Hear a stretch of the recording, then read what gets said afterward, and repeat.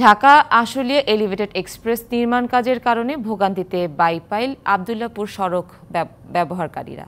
বিপাকে পড়েছেন এলাকার ব্যবসায়ীরা। ঈদ ঘিরে সংকট যেন তীব্র না হয় সেজন্য নানা উদ্যোগ নিচ্ছেন কর্তৃপক্ষ। ঢাকা থেকে দেশের উত্তরাঞ্চলে যাতায়াতের জন্য গুরুত্বপূর্ণ আশুলিয়ার বাইপাইল আবদুল্লাপুর সড়ক। দিন দিন যানবাহনের সংখ্যা বাড়ছে এই সড়কে। চাপ সামলাতে নির্মাণ হচ্ছে ঢাকা আশুলিয়া এলিভেটেড এক্সপ্রেসওয়ে। এই কর্মযজ্ঞ শুরু হয় ২০২২ সালের নভেম্বরে। এরই ধারাবাহিকতায় বাইপাইল থেকে আশুলিয়া পর্যন্ত বিভিন্ন অংশে তৈরি হচ্ছে পিলার। ধৌর আবদুল্লাপুর সড়কের কিছু অংশে পিলারের ওপর বসানো হয়েছে গার্ডারও। উড়াল সড়কের কাজ শেষ হলে বাইপাইল থেকে আবদুল্লাপুর পর্যন্ত সড়ক হবে ৪ লেনের।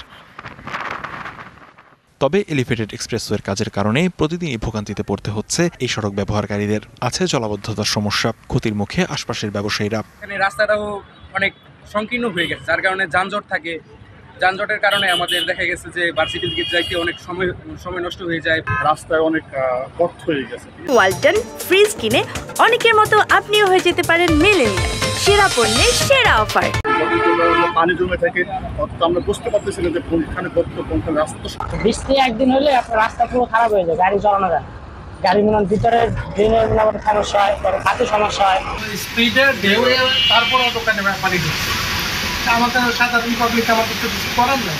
ঈদ ঘিরে ভোগান্তি পারার সংখ্যা এই সড়কে। আর তা বিবেচনায় নানা উদ্যোগ নেওয়ার কথা জানিয়েছে কর্তৃপক্ষ। কোনো গর্তে কোনো চাকা আটকে যাবে এই ধরনের হবে না।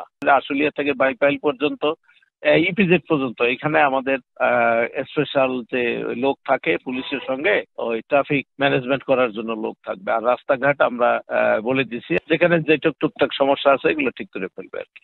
২৪ কিলোমিটার এই এলিভেটেড এক্সপ্রেসওয়ের কাজ প্রায় ৪৩% শেষ।